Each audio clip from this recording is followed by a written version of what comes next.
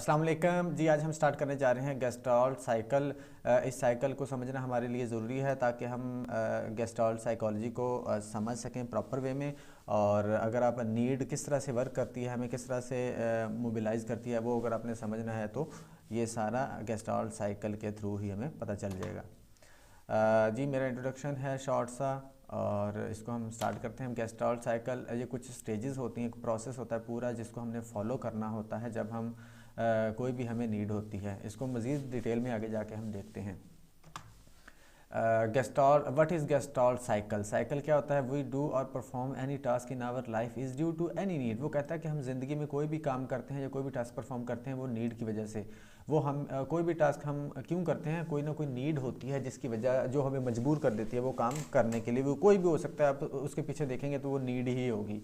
Gestalt cycle क्या है? Is process of fulfilling the need in which we complete और follow a process consisting some stages. वो कहता है कि ये एक प्रोसेस है जिसमें हम फॉलो करते हैं या जिसे हम कंप्लीट करते हैं कुछ स्टेजेस के थ्रू। एक प्रोसेस है जिसको हम कुछ स्टेजेस के थ्रू कंप्लीट करते हैं। स्टेजेस क्या होते हैं? Steps which we follow to fulfil our need. वो स्टेप्स जिनको हम फॉलो करते हैं अपनी नीड को फुलफिल करने के लिए। This cycle is consist of 7 stages. 7 stages पर यह साइकिल मुश्तमिल है, कंसिस्ट करता है। उसके बाद है ब्लॉक्स।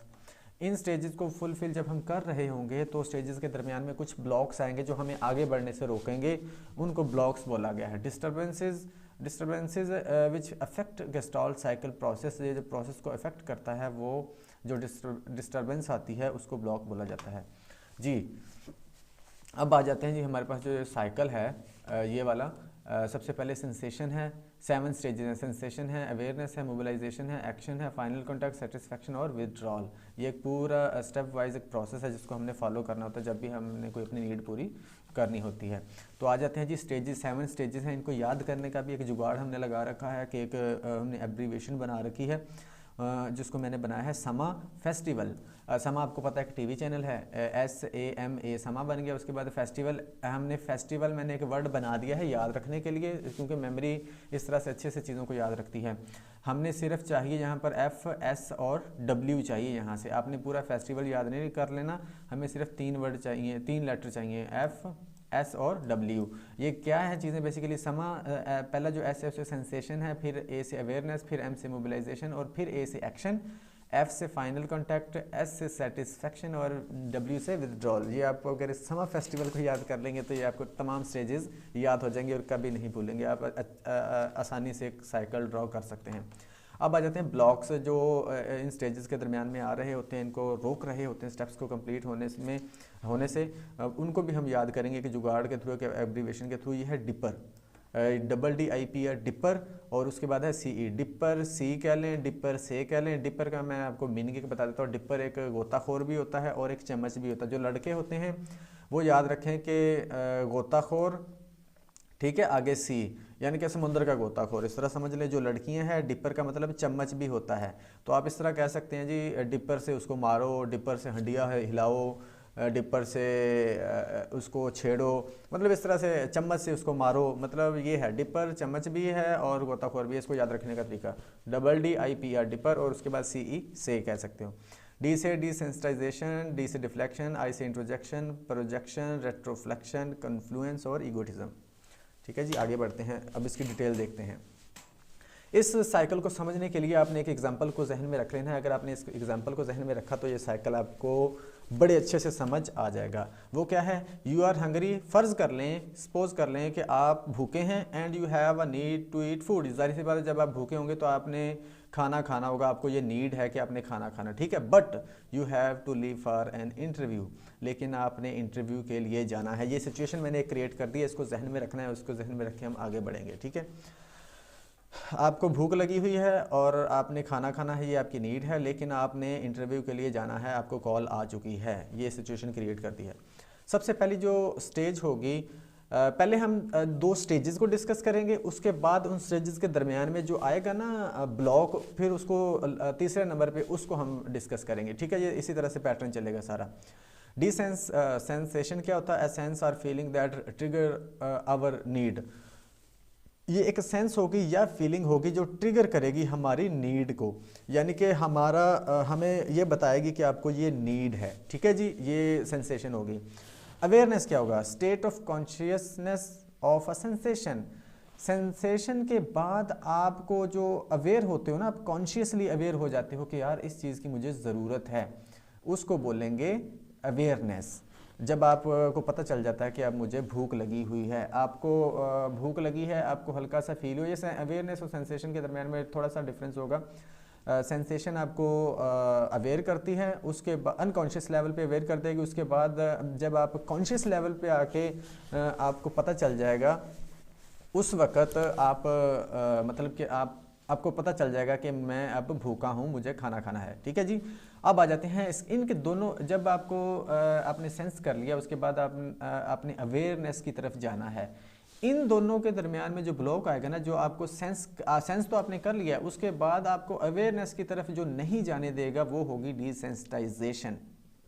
डिसेंसिटाइजेशन इसका मतलब ये होगा कि नॉन रिस्पॉन्सिव और नॉन रिएक्टिव बिहेवियर। या तो आप उस पर रिस्पॉन्स ही नहीं करेंगे, आपकी सेंस जो आपको मिलेगी, या आप उस पर रिएक्ट ही ना करें। अगर आप रिस्पॉन्स भी नहीं कर रहे और रिएक्ट भी नहीं कर रहे, यानी कि अवेयरनेस के स्टेज पर नहीं पहुंच पा रहे, तो इसका मतलब है कि आप डिसेंसिटाइजेशन का शिकार हो, आप डिसेंसिटाइजेशन का मुजाहरा कर रहे हो, यानी कि आप इस चीज़ से अवेयर ही नहीं हो रहे कि आपको भूख लगी है। मे बी ये सिचुएशन कभी कभी हो। एक बेहतरीन एग्जांपल है, वो इससे तो नहीं मिलती, लेकिन वो आपको समझाने के लिए कि एक बच्चे के ऊपर अगर कोई चिल्लाए और आगे से वो कोई उसका नोटिस ही ना ले, उसको कोई फ़र्क ही ना पड़े, जैसे कि वो एक यूट्यूब में वीडियो, उस पर भी ये एग्जाम्पल दी गई है, तो उसको बोलेंगे कि ये डिसेंसिटाइजेशन है, यानी कि उसको फ़र्क ही कोई नहीं पड़ता, जैसे मर्जी उसके ऊपर कोई चिल्लाई जाए, जैसे मर्जी उसको कोई कुछ कही जाए। जैसे बाज़ औक़ात हमारे घर में बच्चे ऐसे होते हैं कि बस जब थोड़ा सा वो तंग करने पे आ जाएं, तो हम उनको कुछ कही भी जाएं, किसी चीज़ से रोकी भी जाएं, तो वो रुक ही नहीं रहे होते, यानी कि वो नोटिस ही नहीं कर रहे होते हमारी बात का, हमारी बात को अहमियत ही नहीं दे रहे होते। इसका मतलब वो डिसेंसिटाइजेशन का मुजाहरा कर रहे होते हैं। हम आगे बढ़ते हैं जी। अच्छा जी, अब इन दोनों के दरम्यान में जो हमारा ब्लॉक आया था उसको हमने डिस्कस कर लिया। अब आगे वाली जो स्टेज होगी, एक अवेयरनेस को लेंगे और इससे आगे वाली स्टेज को लेंगे। जैसे कि एक अवेयरनेस ले लिया, उससे आगे वाली स्टेज के दरमियान एक ब्लॉक आएगा, इसलिए इन दोनों को इकट्ठा लेंगे। अवेयरनेस हमने पढ़ लिया था कि कॉन्शियसनेस, उसके बाद मोबिलाइजेशन। जब आप अवेयर हो गए हैं, कॉन्शियस लेवल पे आ गए हैं कि मुझे ये भूख लगी हुई है, फिर आप मोबिलाइजेशन करते हैं। मोबिलाइजेशन क्या होता है? Commitment to take care of a need and prepare to take action. आप खुद से कमिटमेंट कर लेते हो to take care of a need and prepare to take action, यानी कि आप खुद से ही ना खुद को तैयार कर लेते हो एक्शन करने के लिए। जब आप अवेयर हो गए हो, आपको पता चल गया कि मुझे भूख लगी है, तो फिर आप मेंटली खुद को प्रिपेयर कर लेते हो क्या करने के लिए? एक्शन करने के लिए, कि हाँ यार मुझे खाना खाना है, तो मुझे खाना खा लेना चाहिए, यानी कि मोबिलाइज करने की कर लेते हो आप खुद को, और उसके बाद सिर्फ आपने क्या करना होता है? एक्शन लेना होता है, यानी कि खाना खाने की तरफ जाना होता है। अच्छा, अवेयरनेस आपको हो गई है। अवेयरनेस जब आपको हो गई है, तो आपको मोबिलाइजेशन की तरफ जाने से कौन सी चीज़ रोकेगी? एक चीज़ होगा जो हमारा यहाँ पर ब्लॉक होगा, उसको डिफ्लेक्शन बोला जाएगा। ये डिफ्लेक्शन, आपने अवेयरनेस हासिल कर ली, लेकिन उसके बाद आप मोबिलाइजेशन की तरफ नहीं जा रहे। क्यों नहीं जा रहे? ये डिफ्लेक्शन की वजह से आप नहीं जाओगे। ठीक है जी। Ignore or shifting attention due to other stimulus. अब आपको मैंने जो एग्जांपल दी थी उसकी तरफ आ जाए। डिफ्लेक्शन क्या होगा? Ignore or shifting attention due to other stimulus, किसी और स्टिमुलस की वजह से अपनी डायरेक्शन को चेंज कर देना, या किसी और स्टिमुलस की तरफ चले जाना, या उसको इग्नोर कर देना, उसको नोटिस ही ना करना, इसको डिफ्लेक्शन बोलेंगे। डिफ्लेक्ट कर जाना, किसी और तरफ चले जाना। यानी कि you get aware from the need, आप अवेयर तो हो गए थे, but ignore and never mobilize, ignore कर देते हो और मोबिलाइज नहीं होते उस नीड को लेके। For example, you feel hungry but you have to go for an interview. आप भूखे तो हो, लेकिन आपने इंटरव्यू के लिए जाना है। देन यू विल इग्नोर और नेवर थिंक अबाउट हंगर, इसलिए क्योंकि आपने इंटरव्यू के लिए जाना और पहले से ही आप थोड़ा सा नर्वस हो, तो आप इसको इग्नोर कर दोगे और इसके बारे में सोचोगे भी नहीं। हंगर के बारे में आप सबसे ज़्यादा सोच रहे होगे अपने इंटरव्यू के बारे में, तो ये आपने डिफ्लेक्ट कर दी, यानी कि किसी और स्टिमुलस की तरफ चले गए, किसी और चीज़ की तरफ आपने उसको खुद को ले गए, इग्नोर कर दिया इसको। ठीक है जी, ये डिफ्लेक्शन है जो अवेयरनेस और मोबिलाइजेशन के दरमियान में आएगी, जो आपको मोबिलाइज नहीं होने देगी। अब आ जाते हैं जी मोबिलाइजेशन, और उससे अगला जो स्टेज होगी वो होगा एक्शन। मोबिलाइजेशन तो हमने पढ़ लिया। एक्शन क्या होगा, doing what is necessary in order to meet or fulfil our need, यानी कि एक्शन करना उस नीड को फुलफिल करने के लिए, पूरा करने के लिए। अगर आपको भूख लगी, आपने कहा यार मुझे खाना खाना है, ये मोबिलाइजेशन होगी। उसके बाद आप उठ के खाना खाने की तरफ जाओ तो ये एक्शन होगा, ठीक है जी। अब आ जाते हैं, जब आपने मोबिलाइजेशन खुद से इरादा कर लिया खाना खाने का, और एक्शन की तरफ जाने से आपको कौन सी चीज़ रोकेगी, वो है इंट्रोजेक्शन। इंट्रोजेक्शन ये एक ब्लॉक होगा जो मोबिलाइजेशन और एक्शन के दरमियान में आएगा, इन दोनों के बीच में आएगा, और आपको एक्शन नहीं करने देगा। ये क्या होता है, taking opinion from the environment. अब फर्ज कर लें जी, आप इंटरव्यू की जगह पर पहुंच गए हैं, taking opinion from the environment से ओपिनियन लेके एक्शन करने से रुक जाना। अब आप इस लिहाज से इसको देखेंगे ना कि हमने एक्शन करने से रुकना है, तो फिर आपको अच्छे से समझ आ जाएगा। आपने एक्शन नहीं करना, taking opinion from the environment से ओपिनियन लेके एक्शन करने से रुक जाना। अब आप समझ लो कि आप उस जगह पर पहुंच गए, ऑफिस में पहुंच गए हो, वहाँ पर पहले से भी कुछ कैंडिडेट्स बैठे हैं, 8-10 कैंडिडेट बैठे हैं, और उनसे आपकी हो गई है दोस्ती, फ्रेंडशिप हो गई है, ठीक है जी। अब आप क्या करेंगे, you decide to take food. आपने मोबिलाइजेशन तो सोच तो लिया है, यानी कि आप वहाँ पर काफ़ी देर से बैठे हुए तो गप्पे लड़ा रहे थे, दोस्त भी आपके बन गए, आपको भूख ज़्यादा फील हो रही है। आपने फिर इरादा किया कि यार मुझे खाना खा लेना चाहिए, पता नहीं इंटरव्यू कब होगा, ठीक है। You decide to take food but stop due to the thinking of your interview turn. आपने ये सोचा, लेकिन उसके फ़ौरन बाद ही आपके जहन में ये बात आ गई कि यार अगर मैं खाना खाने चला गया तो पीछे से मेरी इंटरव्यू की बारी आ गई, तो फिर क्या होगा। यानी कि आपने अपने इन्वायरमेंट से, अपने वहाँ पर जो कंडीशन थी, आपकी इंटरव्यू की सिचुएशन क्रिएट हुई थी, उससे आपने एक रिज़ल्ट निकाल के तो एक्शन करने से आप रुक गए। आप वहाँ से उठ के फिर नहीं जाते कि यार अगर मेरी टर्न आ गई, मेरा इंटरव्यू कॉल आ गई, तो मैं फिर क्या करूँगा अगर मैं खाना खाने चला गया तो, ठीक है जी। फिर एक्शन, और उससे अगला जो होगा फाइनल कॉन्टैक्ट। आपने उठ के आप चले गए हो, मतलब कि फ़र्ज़ कर लो अब आपकी वो एक्शन कर लिया, आप वहाँ से उठ के चले गए हो, अपने दोस्तों में से उठ के चले गए हो खाना खाने के लिए। जैसे ही आप उठ के चले हो, ठीक है जी, अब वहाँ से उठ के चले, उसके बाद आप आपने क्या होता है, फाइनल कॉन्टैक्ट करना होता है। फाइनली मीट योर नीड, आप खाना खा लोगे, ये फाइनल कॉन्टैक्ट होगा। वहाँ से उठ के चले गए, आप खाना खा लोगे, लेकिन जैसे ही आप उठे हो वहाँ पर आ जाता है ब्लॉक। और यहाँ पर याद रखिएगा, एक्शन और फाइनल कॉन्टैक्ट के दरमियान में 3 ब्लॉक्स आने हैं, तीनों को देखेंगे बार बार। जैसे ही आप खाना खाने के लिए उठे हो, तो फिर आपके जहन में आ गया प्रोजेक्शन। प्रोजेक्शन क्या आ गया, प्रोजेक्शन क्या होता है, projection is when we project our thoughts on to other people, essentially we guess how other people might be thinking and feeling in our example. जब आप खाना खाने के लिए उठे हो, तो फिर आप सोचते हो दूसरों के बारे में कि यार अगर मैं यहाँ खाना खाने के लिए यहाँ से उठ गया इनके बीच में से, तो यार इनको अच्छा तो नहीं लगेगा कि मैं अकेला जाऊँ खाना खाने के लिए। यानी कि आप दूसरों पर प्रोजेक्ट कर रहे हो कि यार ये अच्छा नहीं सोचेंगे मेरे बारे में अगर खाना खाने के लिए मैं चला गया। उन पर प्रोजेक्ट कर दिया आपने अपनी थिंकिंग। अच्छा जी, रेट्रोफ्लेक्शन।